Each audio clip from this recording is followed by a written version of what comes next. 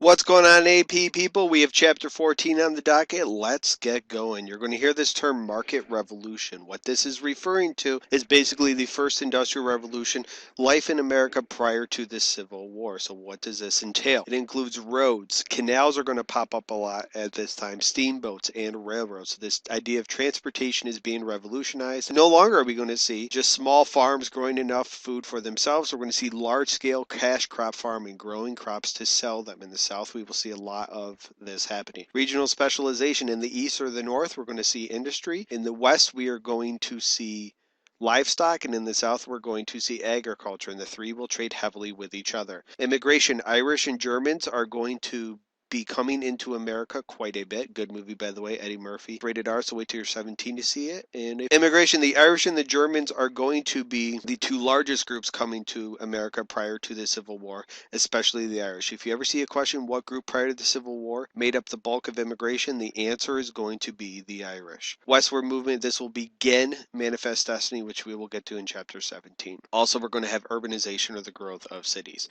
All right, immigration is skyrocketing in the 1840s and 50s. Why? America is seen as a land of freedom and opportunity. There is so much land in the United States untapped, and when you think about Europe, it's very crowded and people want more land. They want to go somewhere that there are opportunities for them. Ireland is going to come here due to disease. In the mid 1840s, the potato famine strikes Ireland. A quarter of the country dies due to disease or hunger, and this is going to be called the Black 40s. For whatever reason, AP loves to ask about the Irish potato famine. Make sure you understand and know that. And the Black 40s is when many of these Irish people died and emigrated to other countries. Most Irish people lived in the cities. They did not have enough money to move west. If we're talking about Germans, they're the ones that are moving west and being farmers. Irish are not. They're living in the cities. And jobs, we're going to see this term NINA, which stands for No Irish Need Apply. There's going to be a lot of hatred against Irish because Americans believe that they take away jobs from them. They will often be canal workers, low-paying jobs, and they will build the Erie Canal. And they're hated by native, in quotes, Americans for stealing jobs due to low wages.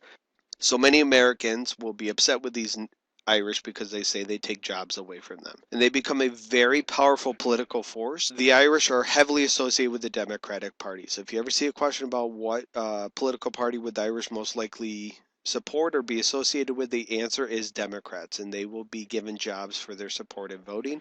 And again, they're the largest group of immigrants prior to the Civil War. All right, nativism. When we're talking about nativism, we're talking about Americans who are born in America, who live in America, and they hate foreigners. And there's this fear of losing culture, losing jobs. They dislike that they are a different religion, that they speak different languages. And the big religious fears when it comes to Irish is going to be that they're Roman Catholic. And many Irish were Catholic, and there was this fear that they would infringe on Protestantism. JFK in 1960 was the first Catholic president elected to the United States. There has been always a fear of Catholics in the United States. There's going to be a political party that develops called the Order of the Star Spangled Banner, better known as the Know Nothing Party, because they said we know nothing about that. And the whole purpose of them was to restrict immigration and naturalization laws. So they would be in favor to make a connection of the Alien Acts of 1798 passed by the Federalists.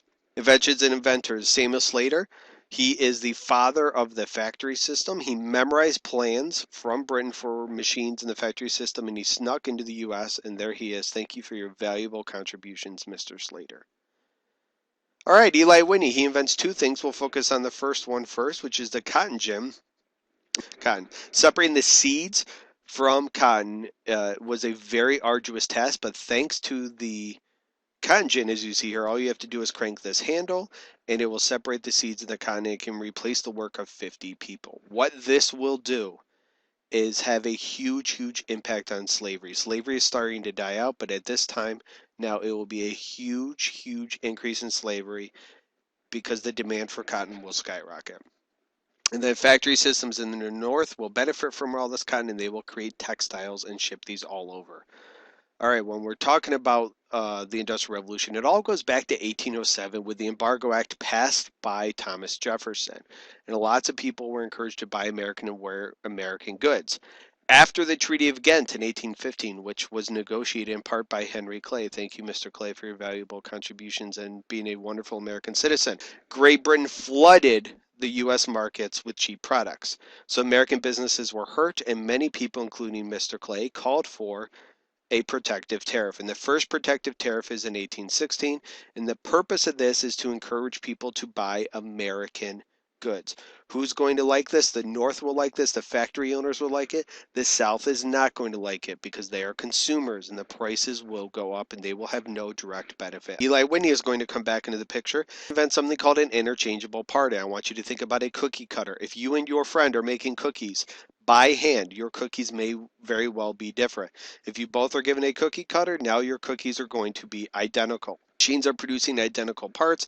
If a part breaks, it can easily be fixed. So if you have a gun and the trigger on a gun breaks and there are no interchangeable parts yet, you have to go back to the blacksmith for him to fix the trigger. Now with interchangeable parts, you can fix it almost anywhere.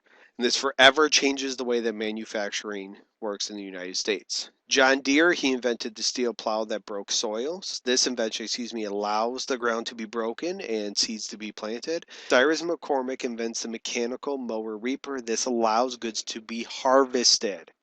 Samuel McCormick invents the reaper, which allows crops to be harvested.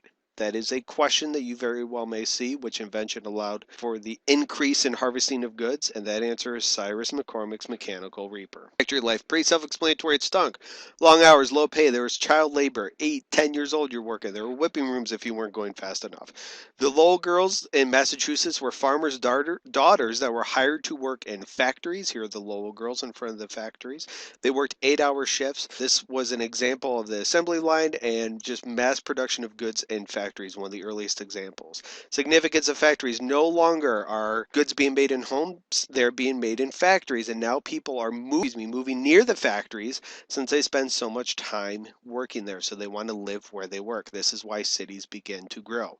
In 1840, Martin Van Buren establishes a maximum 10-hour workday for federal employees. Other industries slowly follow along.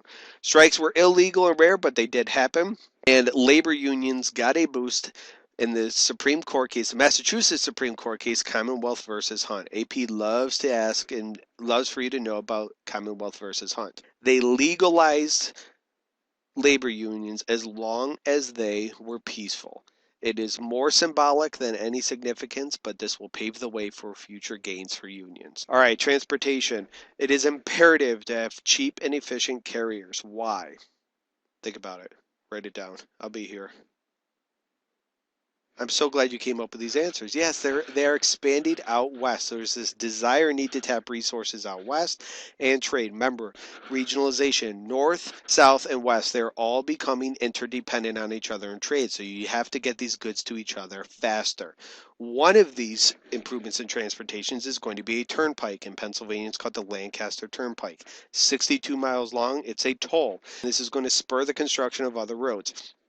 Once other companies and states realize, holy cow, we can make money on tolls by having these roads, they will begin to develop roads like crazy. And by 1832, there are 2,400 miles of roads connecting major cities. Robert Fulton, he slaps a steam engine on a boat. Now they can go in any direction, including against the current. And this is really going to revolutionize boat travel on rivers. All right, in New York State, we're going to have a canal that is dug, funded by New York State and under the leadership of Governor Clinton, and it will be called his Big Ditch. It takes 7 years to build. The Erie Canal it connects Albany to Buffalo. 15 miles on the Erie Canal. I got a mule, her name is Sal. I really hope you guys get that song stuck in your head the rest of the day. If you haven't heard it, YouTube it. It's beautiful. It's really terrible. But Bruce Springsteen sings it. If you like him, you can listen to it. All right, eventually this will connect the Hudson River to the Great Lakes, and it will just increase trade opportunities. And the cost of shipping is going to decrease quite a bit, as well as the time that it takes to ship goods. And here it is, there you can now. We have Albany over here, and we have Buffalo over here. From Albany to Buffalo. This will also lead to the creation of many cities in New York, especially Lockport. Let's go back to this map really quick. And if you look here, a lot of cities that develop are right along the Erie Canal. And cities are going to develop. And Lockport, which is a suburb of Buffalo, right up here, will develop because of the locks. And the deal when we're talking about the Erie Canal is intra-state commerce. Intra means within a state, inter means between. Because this is intra-state trade, the individual state that benefits has to pay for, and that's what happens with New York State. At this time, most politicians believed if a state benefited, a single state benefited from it, that's called intrastate, they should pay for it on their own. The effects of this on the Union. By the Civil War, the continental economy had emerged. Again, all three are relying on each other.